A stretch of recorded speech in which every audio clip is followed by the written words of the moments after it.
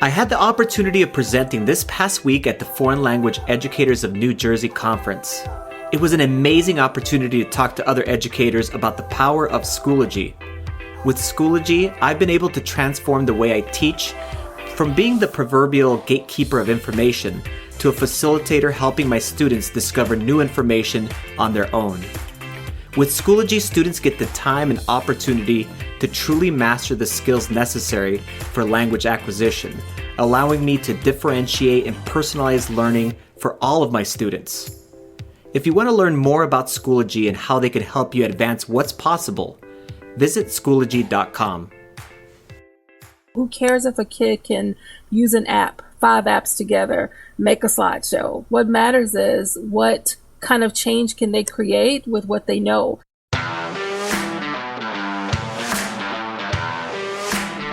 Welcome to On Education. I'm Mike Washburn. And I'm Glen Irvin. Buenos dias, friends. We have an awesome pod for you today. On today's show, we're going to take a deep political dive into the recent teacher walkouts in Oklahoma, West Virginia, and elsewhere. We're going to talk about town halls and how the March for Our Lives kids are having an impact there. We wrap up today's show by having a conversation with the amazing Rafranz Davis about work-life balance and even a little K-pop. But first we should talk about snowstorms. Yes, snowstorms. They're horrible. You got trapped places. I want you to just let's do a timeline. Give me a timeline of the places you got trapped in. Well, I was going to an amazing conference in New Jersey for the foreign language teachers there, where I presented about gamification, and I flew out of Minneapolis to Newark. I knew something was going to go badly because I was you saw the forecast. You showed me the forecast before you left. Yes, I saw the forecast, and I was very paranoid because I was supposed to fly back on actually Saturday evening. And I received an email from United Airlines on Saturday morning warning me that many of the flights had been already canceled, and that if I wanted to get back, I would need to go to the LaGuardia airport and then fly to Denver to be able to get back to Minneapolis. So I did that. I went to LaGuardia, flew out to Denver, and we waited in line. And it was about 7 p.m. Local time. And then they finally told us that, no, this flight is going to be canceled. So But you didn't even fly out until Sunday. No, exactly. So you didn't fly out at all on Saturday? No, I actually didn't fly out till Monday. Right, no, but you didn't fly out of New Jersey until Sunday. Is that right? No, Saturday. So okay, that was so you got out of New Jersey. Yep. You got out of New Jersey. Yes. Thank God. So we got out of New Jersey, flew into Denver. It was evening there, and they told us that not only was that flight canceled, but the next day all of the flights were either canceled or already booked. So we couldn't get a flight until Monday. So I waited until Monday. My flight actually led me from Denver to Chicago and then to Minneapolis. That would have been Monday evening. So it was a little bit of a delay from Saturday all the way into Monday in the snowpocalypse of typical Minnesota weather. But you guys are in Canada.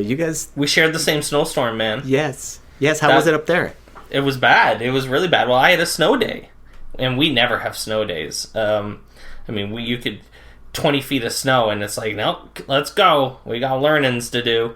But no, the snow, it was the ice, really. So it started Saturday morning with the snow, and then by Saturday night, it was pretty hard. But then Sunday night was the ice storm, the rain. And Monday was a write-off, so I didn't do anything. I waited for you to come home, Glenn, so that we could have our little chat. Yes, we were waiting on that one. And you didn't come home, Glenn. I did not come home. We're recording on a Wednesday. We normally record on a Saturday or a Sunday. Exactly. So April Snowpocalypse 2018. Is behind us, I guess. We're back to normal, even though I had no snow in my front yard. I was putting the snowblower away, and I was, just about to put the snowblower away and rake the leaves or not the leaves, the grass, and get the dead grass out of the backyard. And, now there's a good foot of snow in our backyard now. So I gotta wait. Which Spring sucks. can't come soon enough. No, we're waiting for it now. It really I was getting mentally starting to think about opening the pool and whether we were going to go and look at. We're thinking about getting a pool heater. Yeah, it's just all of these plans, and they're all falling apart on me, Glenn. So, I really want to talk about last week. We put a poll out in the field, I guess you could say, on the Twitters. And it's funny, actually, now that I'm looking at it, because I pulled it up so that we could talk about this, and it's actually come together a little bit closer, Glenn. But the results now are... so the question was, is it okay for teachers to charge small fees for resources they create themselves? With 27 votes, which is not so bad, 56% yes, 44% no. This gap has narrowed quite fantastic. A bit on your side. I was winning handily and bragging about it quite a bit earlier in the week, and we've come back closer together. There's definitely not agreement on this. That being said, it seems as though We've talked about this a little bit the last couple days, and I mean all week, I guess, and your position has evolved slightly. So let's talk about that and what you're thinking now about this, now that we've had a week to stew. So my change is really in the word exploitation or exploiting someone. It's a little harsh. Because I don't want anyone to feel bad or guilty about charging. It's the reason why I was so against it is really stems from teacher pay, which we're going to talk about that in a bit. But basically, there's a limited amount of dollars that teachers are bringing in. High insurance costs in the United States, very limited funds, not appropriate raises in the past 10 years. And then they're still having to spend money on a good lesson to buy here, or a unit, or whatever else it might be. Right. And I understand that certain teachers are actually helping to afford their rent, or being able to go ahead and purchase a vehicle or whatever it might be to be able to pay the bills. Let's just put it that way, by doing things like teachers pay teachers. So again, I'm going to remove my word exploitation or exploiting someone. And really what I'm going to just say is that I highly encourage people to put their resources out there in open education type of formats, whether that be just sharing it generally on Twitter, or like the thing that I saw today where people created a site called Teachers. I think they're teachers share teachers, or teachers are helping each other. Just any type of format where people are able to go in and help each other. Right. So I will remove the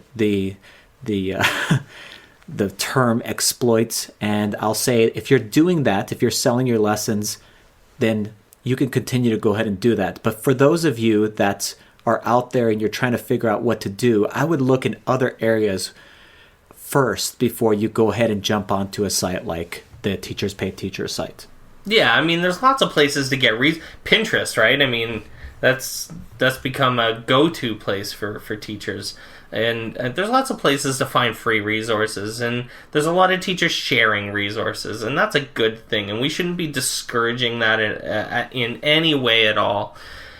My concern was always just about where the line is crossed between something that's substantive enough that they feel like they, if you've poured your education and your knowledge and your passion and everything into something substantial like a podcast or a book or something big. I mean, these are things that no one should feel obligated to give away for free. And but definitely encouraging people to share things and give away things and help everyone. This idea that the rising tide raises all boats type of saying, right? So Keep sharing, people, and it's a good thing. Let's move on to some business news, I guess. Super popular site Edmodo, bought by NetDragon, a Chinese company. And actually, this is kind of related. And I didn't bring it up in our notes, but, well, maybe I did a little, but it's hard to make money.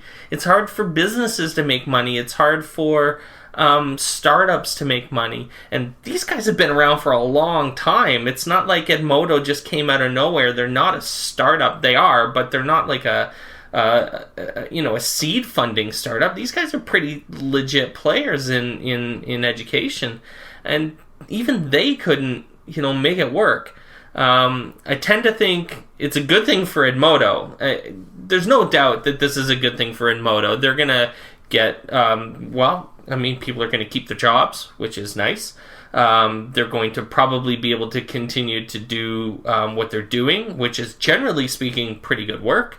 But I would say that this is definitely a sign for anyone thinking about starting a business in education that this isn't the easiest thing in the world to do, and you have to come with some compelling product to get going. What do you think about Edmodo being bought by NetDragon? I actually was an Edmodo user before I became a Schoology user. So I started Edmodo probably maybe right at the beginning of their company, probably 8 years ago, because I've been on Schoology for about 7. And really, Schoology was a superior product.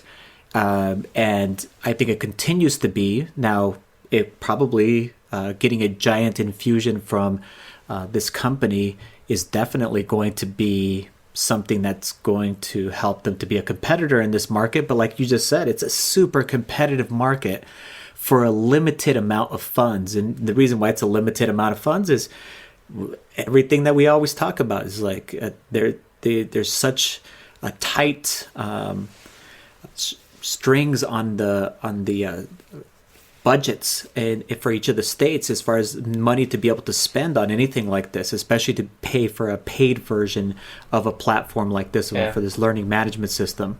But my biggest concern basically was, since it is a Chinese company and many of the Chinese companies are directly associated with the Chinese government, and one of the things that I would be very concerned about is making sure that they still are going to have to follow the laws of data privacy.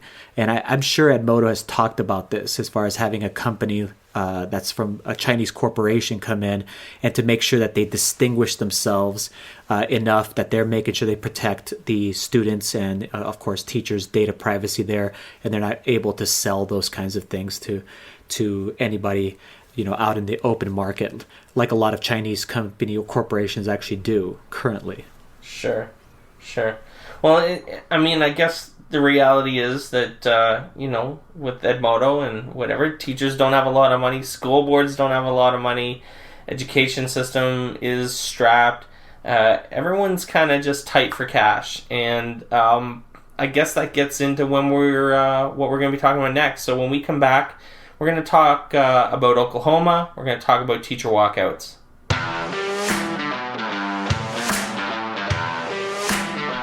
All right, welcome back. After weeks of protests, walk-ins, potential strikes over low pay, and poor classroom conditions, Arizona Governor Doug Ducey just announced that teachers in the state will receive a 20% raise over the next couple of years. Frankly, educators are fed up, and politicians are listening. What I find amazing about these protests is how the narrative has been framed.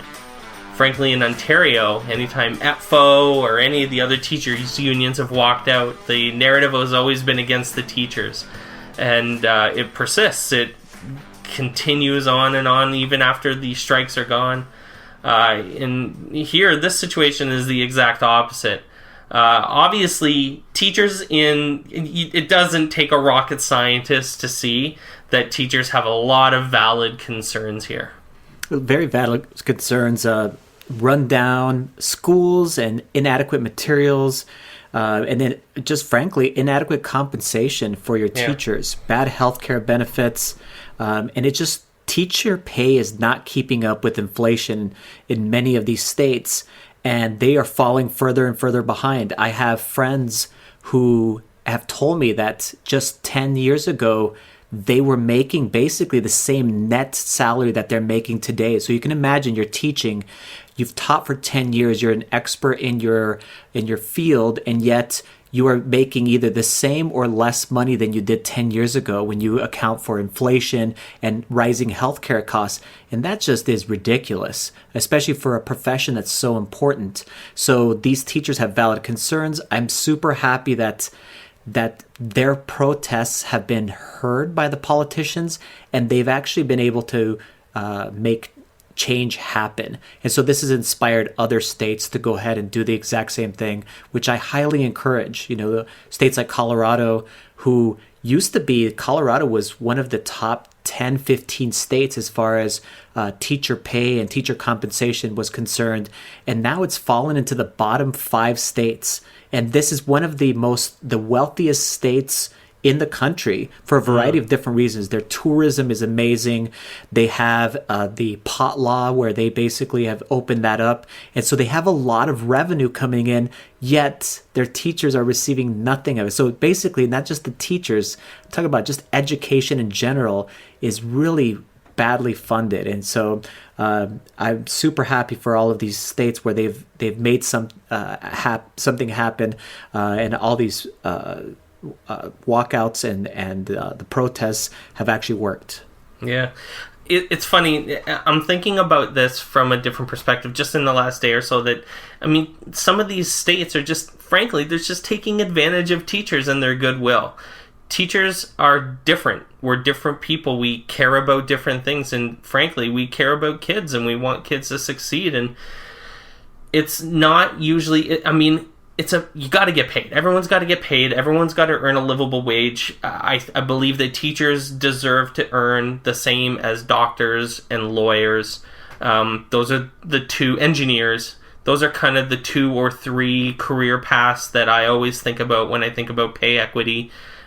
Teachers have almost the same amount of education that a doctor or a lawyer or an engineer needs. High quality teachers would exhibit the same amount of knowledge and professionalism in their career and in what they're doing as a doctor or a lawyer. Lawyers, let's not even get into that. So they're being taken advantage of. They're an easy punching bag. They know that when you cut budgets for teachers are going to keep working. They're going to keep working because they care, for God's sake. And so we just constantly take advantage of these. And, I'm going to get pissed off here in a few minutes. But anyways, we just talked about, this and oh, man, I'm getting worked up and I'm not even getting the words out of my mouth. Secretary DeVos says teachers should serve the students. We saw the governor of Oklahoma saying teachers were like kids who wanted a new car. Ridiculous. It's amazing how quickly people will attack those who are meant to be held out as examples when the narrative doesn't suit their politics. These are easy punching bags for government officials who are just looking for headlines and are looking to, they see these people in the streets and they go, see these people, they don't care about your kids. They only care about getting paid. And I guess what I want to know is how damaging to students do you think these attacks by government officials are to teachers who are supposed to be seen as role models for our kids? Well, I think that our students know us and they can see that we care for them. And so as far as damaging to our students themselves, the reason why it's damaging is because of the lack of funding. And when you finally get so fed up as far as a teacher is concerned that you really aren't earning a livable wage. You're not even getting anywhere near those other professions you were talking about. Actually, in a lot of cases, teachers are highly, highly underpaid compared to their peers who have the exact same credentials or degrees. And many teachers continue to earn all kinds of other credentialing. Like we'll talk to Rafranz about this, and you do it because you care about your kids, your students. So turning and twisting that and basically saying, oh, you guys can't walk out because it shows that you just don't care for your students. That's just a sick way of being able to twist that argument.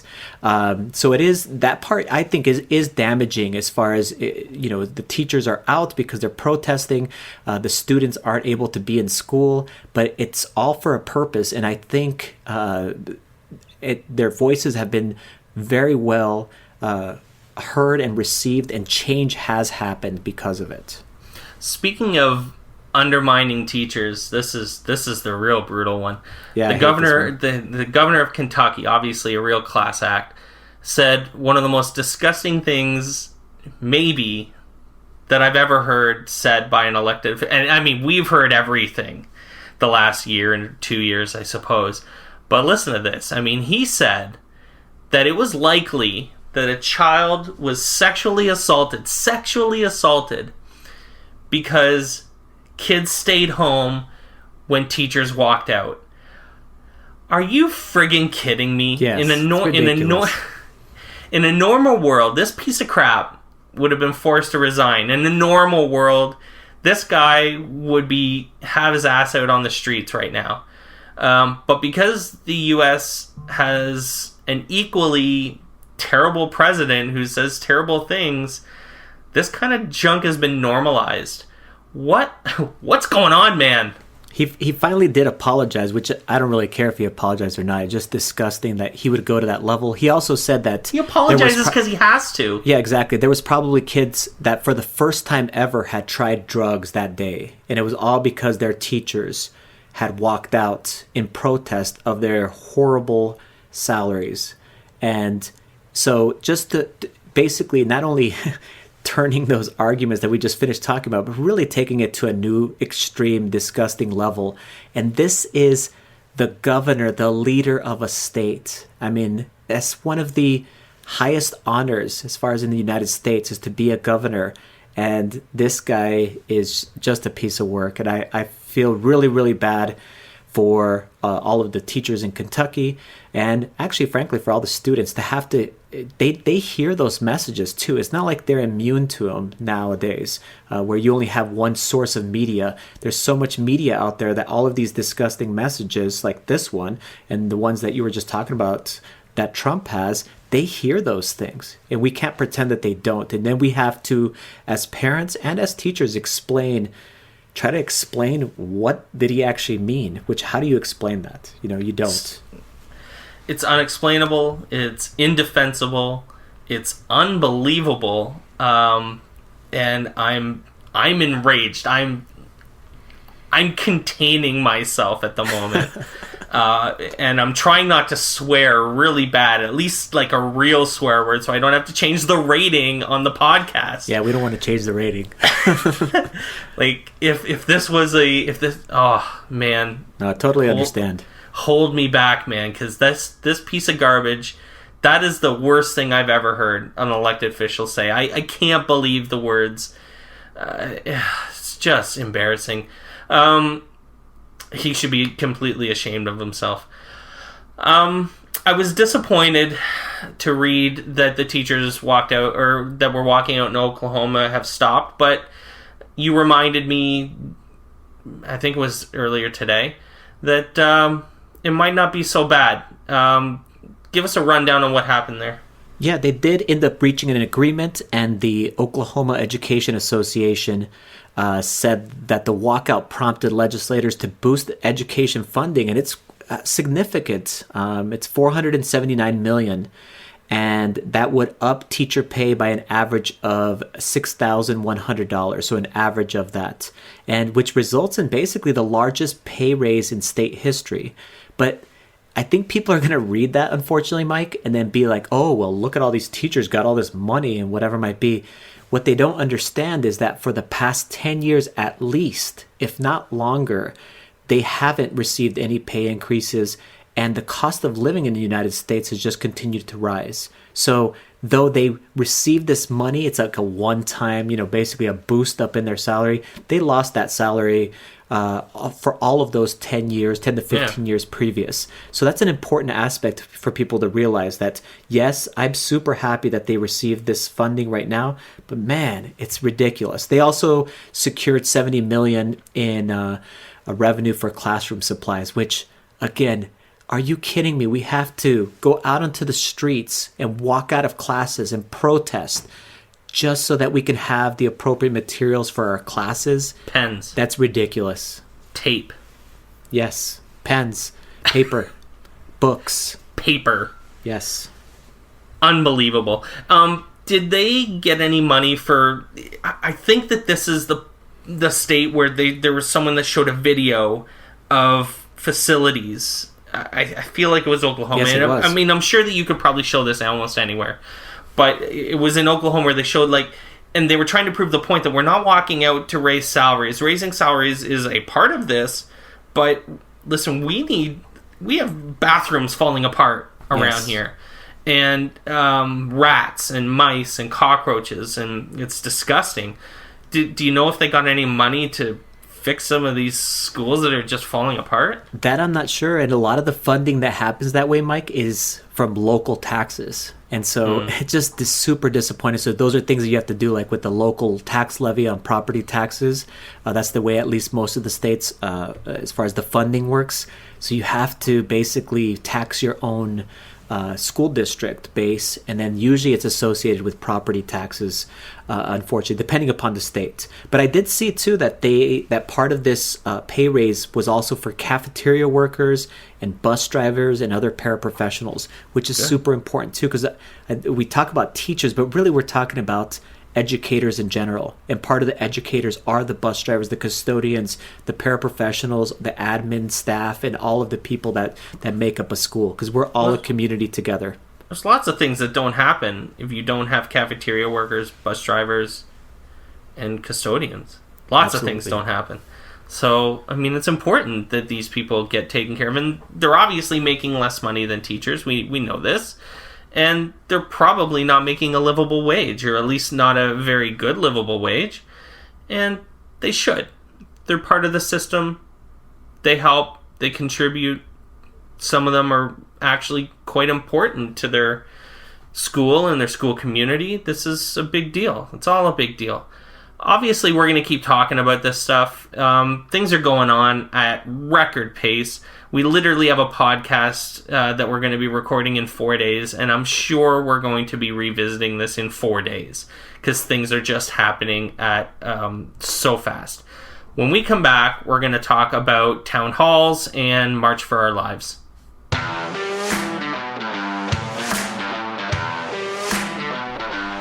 All right, welcome back.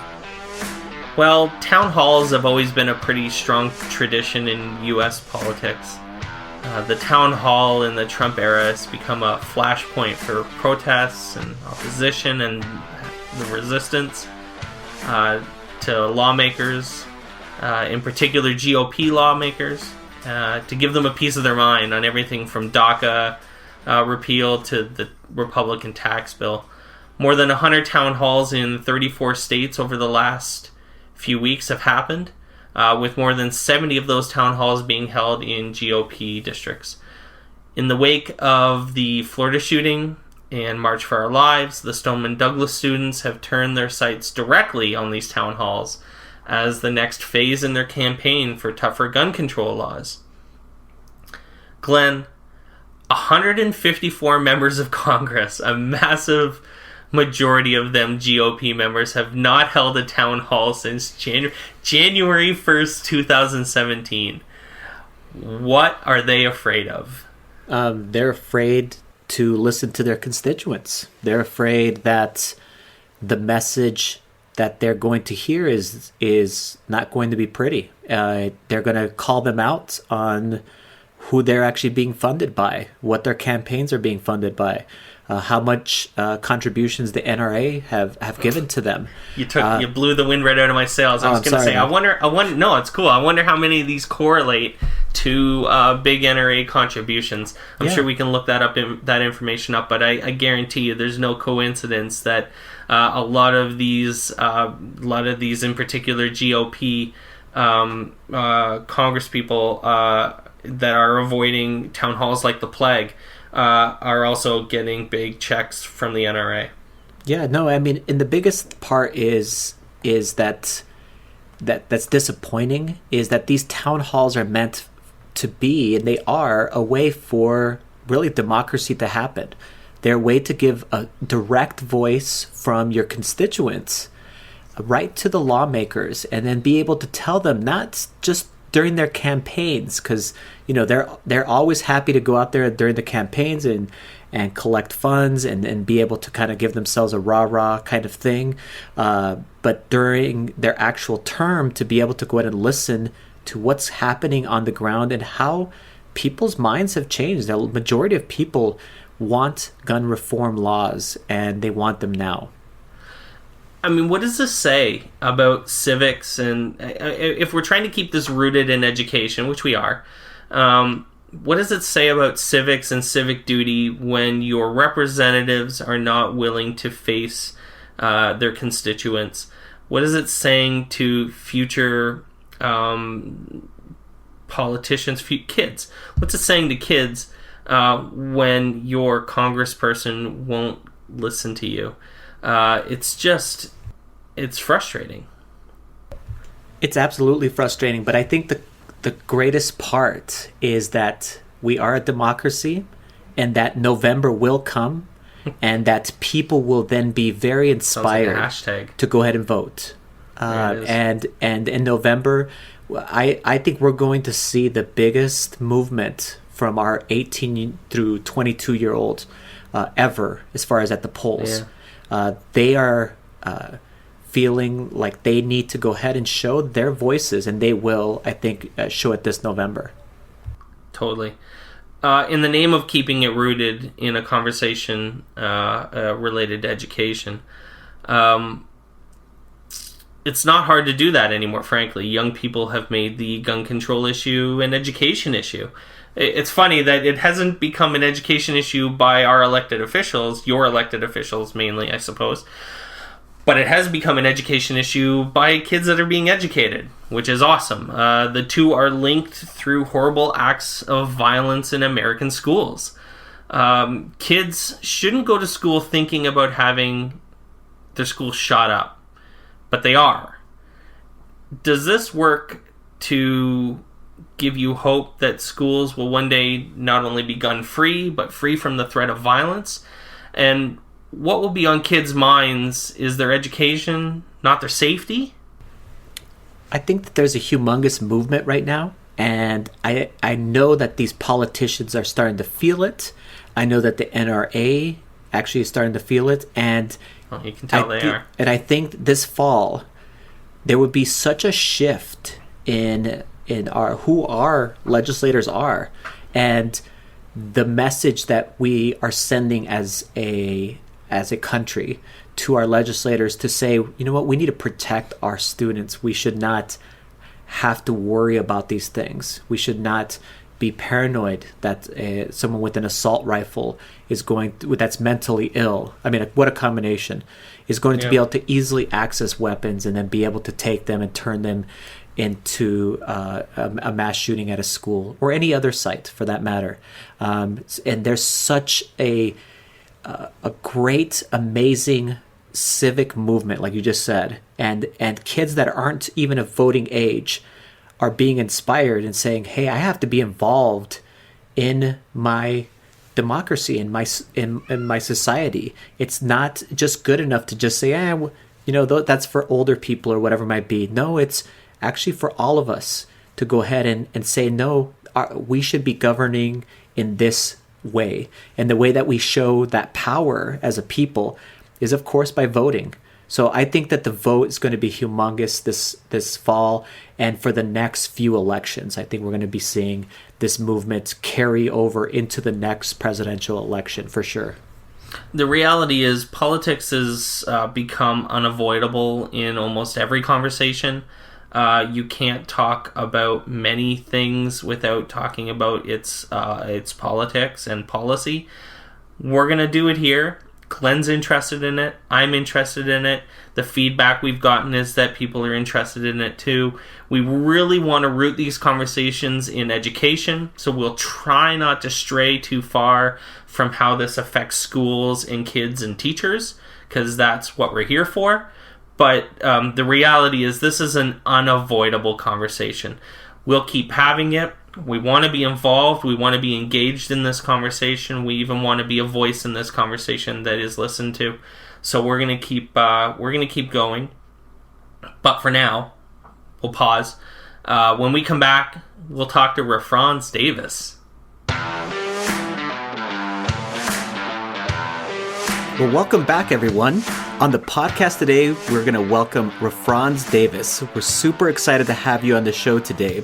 Rafranz, could you please introduce yourself to our audience, what your role is, and your location? Hi there. My name is Rafranz Davis, which you clearly just said. I am in Texas. I'm in rural East Texas, as a matter of fact, about 90 miles northeast of Houston, in a semi-small town called Lufkin. And my job title here is Executive Director of Professional and Digital Learning. That is awesome. So, Rafranz, if people don't know you, they should get to know you because you've accomplished so much as an educator. I'm going to read some of your awards here. You were the 2017 winner of ISTE's Outstanding Leadership Award. And you also hold countless industry distinctions, including being a Google Innovator, an Apple Education Leader, a TED Innovative Educator, an Apple Distinguished Educator, and a Microsoft Innovative Education Expert. That's a lot of titles. Yes, it is, but that's not even the best one that I think. This is the best one, is the Global Minecraft Mentor, which is fantastic. So for our audience, what drives you, Rafranz? You know what? It's interesting that you mentioned all of those, I guess, certifications. I don't know what else to call them. It's interesting that you mentioned all of that because when I first started in education, I kind of always knew that I wanted to be somehow involved with technology. It was a part of my pre-service education. I studied to become a math teacher, but I was a teacher in one of the federally funded teacher quality grant programs. And so technology was embedded into our learning before I even stepped foot in the classroom. And as I got into the classroom and I realized that I wanted to eventually do a lot more professional development, specifically around technology, it was sort of like you needed to have all of these different distinctions in order for people to take you seriously or think that you had any expertise. So I mentioned that to say that my dream has always been to do what I'm doing right now within this realm.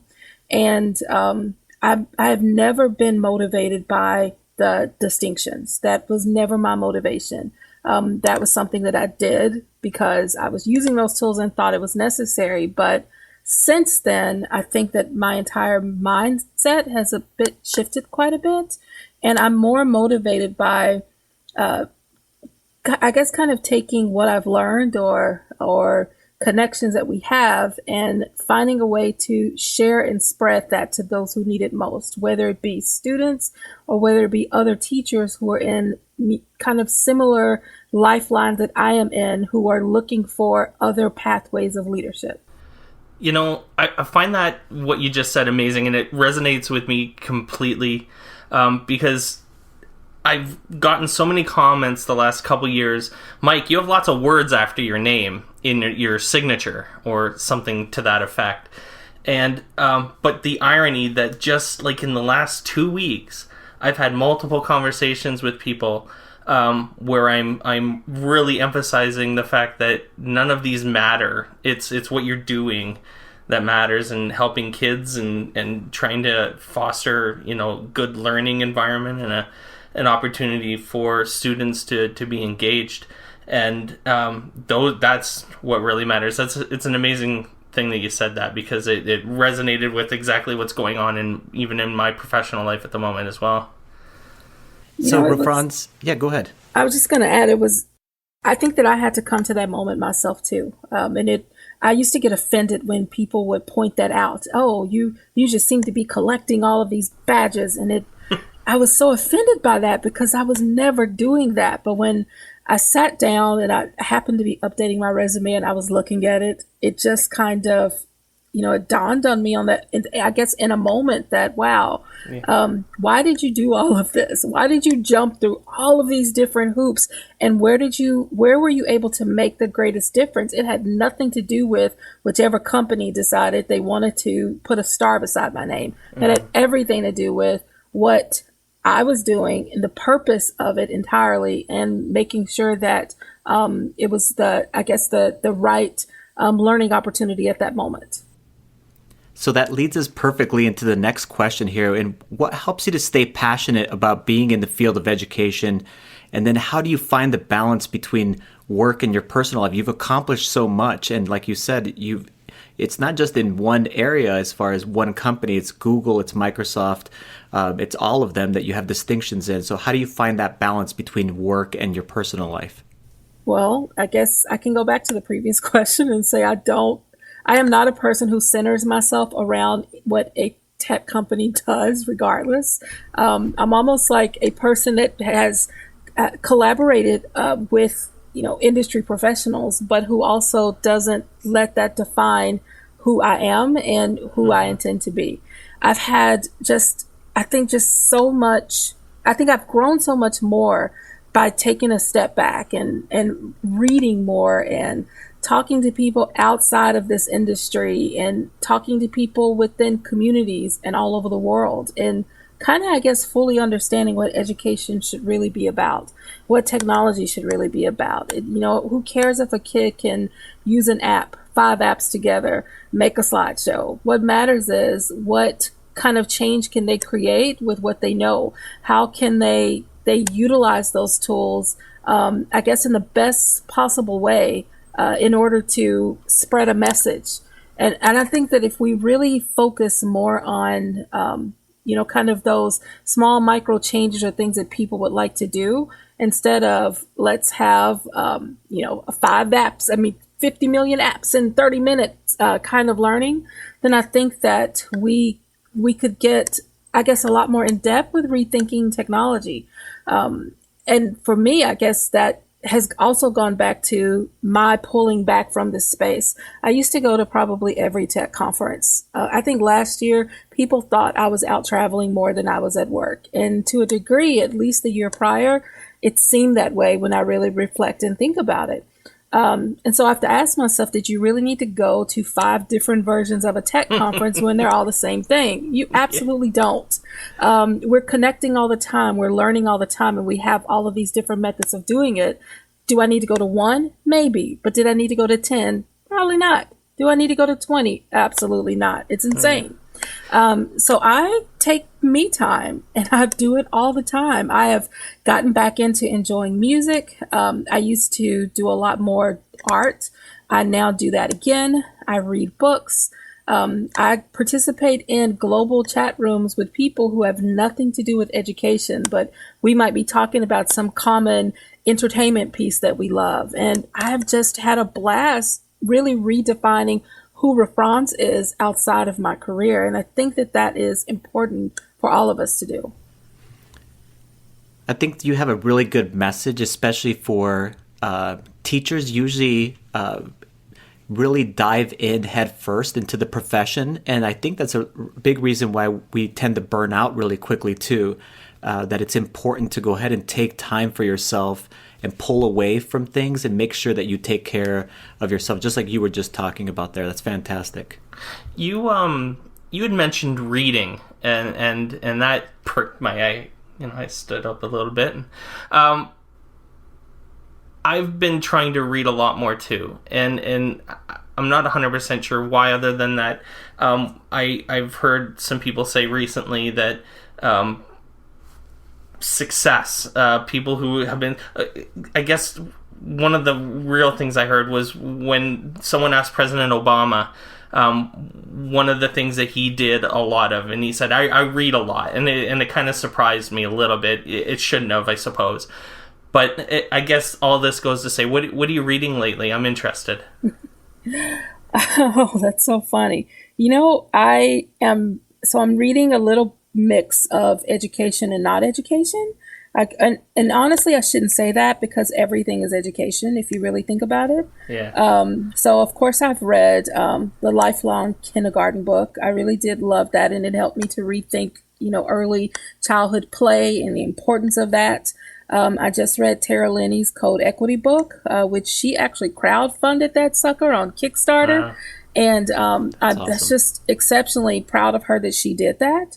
And then I've just, well, not too long ago, but I just reread Gabrielle Union's We're Going to Need More Wine book, because I'm really interested in the art of storytelling and how different people share their stories. And that book is not a education book, of course, but I found so many different parallels to her life as a Hollywood actress in a super non-diverse industry, and then my own life and journey in this industry, which has been super non-diverse. So if I see something that kind of piques my interest, I'll read the first few pages, and then if I am really into it, I'll read it, and I can probably find some tie-in to my own life or career in pretty much everything I read. It's awesome. I'm reading a lot of politics nonfiction, and that's, I'm sure, not good for my emotional state, but it's definitely where I had to step it is where away my from interest that. lies. So yeah. Well, there's actually a book. I think it says you can't spell. What is it? You can't spell America without me. It's the book by Alec Baldwin parroting Trump. It's pretty hysterical. So, I mean, it is a little bit of nonfiction politics, but it's not serious. It's meant to make me laugh. So, at least I'm giggling a little while I'm wallowing in my whatever I'm wallowing in. But that actually leads into my question here. That, I mean, there is a lot of anger, frustration, tribalism. People are definitely stuck in their corners, and some of it's starting to drift into education in pretty serious ways. In particular, obviously, when it comes to school safety, guns in schools, gun control, it'd be nice to have some hope. I'm looking for hope these days. Give me some hope, Rafranz. What are some of the positives you see happening in education despite all of this going on around us? I think that people really do have, even sometimes when people's intentions are honestly kind of off. Well, I shouldn't say their intentions. Their actions are somewhat awful. I think that people underneath that tend to have the best intentions, but they just go about doing it the wrong way. Mm-hmm. For me, that was part of my people comment now that, Rafranz, we haven't seen you on Twitter as much. I said, you want to know why? Because I used to wake up in the morning and check political Twitter. I used to see what was trending, and I would start my day every morning by reading that. And I found myself I was so angry. And I happened to run into Jamie Cassup. This was literally a year ago, I kid you not, at FETC, and I was like, oh my God, Jamie, I don't know what to do, and I what are we supposed to do? This world is falling apart and everything is awful. And he said, Rafranz, you can't immerse yourself in that. You can't read all of that. Like, find one reliable reporter that is a media person that you trust, and read that person like once a week just to keep up, so you can maintain your advocacy, but you've got to step back and take your life back. And and that was kind of a trigger for me, and it took a long time for me to finally do it. So when I did it, I retreated away from the constant stream of social media, because for a while, I think all of us were like, everybody needs to be on Twitter, be on Twitter, be on Twitter. And people were apologizing left and right for missing a Twitter chat because they had to feed their kid or put their child to bed, or, all the normal things that we should be doing, right? That's so true. It is. And so I just, once you kind of step back and you start looking at all of that stuff, I think hopefully it wakes you up. So I'm seeing less of that, but at the same time, I'm not seeing as much because I'm not so involved as I used to be. I don't care about the tweet chat calendar. I don't really care if something is happening and, there's a topic that's happening. I'll see it. And if I want to participate, I will. But I kind of, drifted and kind of found myself in this K-pop world all of a sudden. And I always say that if you have a conversation with me, BTS is probably going to come up in this conversation at some point. But what I have loved, and I'm going to tie this to education, just bear with me. What I have loved about it is, on Twitter, aside from all the ed chats, are all types of conversations. And one of my favorite ones has been these group of people who probably some are, in high school, but a lot of them are adults that are really passionate about, this Korean pop group. And when this group makes music, they talk about all these different stories, and they overlay so much. It's like symbolic storytelling into their music until it just kind of immerses you into it. So as I've gotten into it, I realized that I did not know a great deal about Korean culture. And I have several friends who are Korean American, and I realized that when we talk about diversity, we had only been talking about, the Western U.S. version of that, women, men, black, white, sometimes Hispanic, but not enough about other cultures that often go undetected in this country.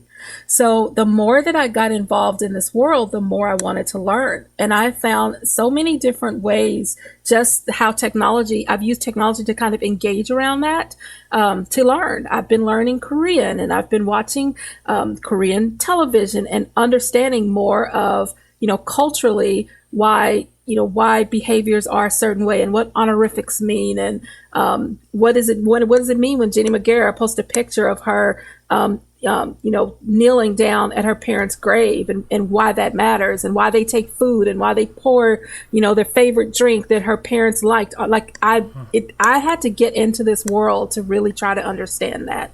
That's fantastic. So that's I don't know where all of that is taking me. That's the thing. I'm just kind of enjoying the music, but I'm also enjoying learning. But probably the most significant thing happened yesterday. I'm in TED Ed program, and one of our educators is from Korea. And I had avoided saying his name since I've known him because I didn't know it and I couldn't say it.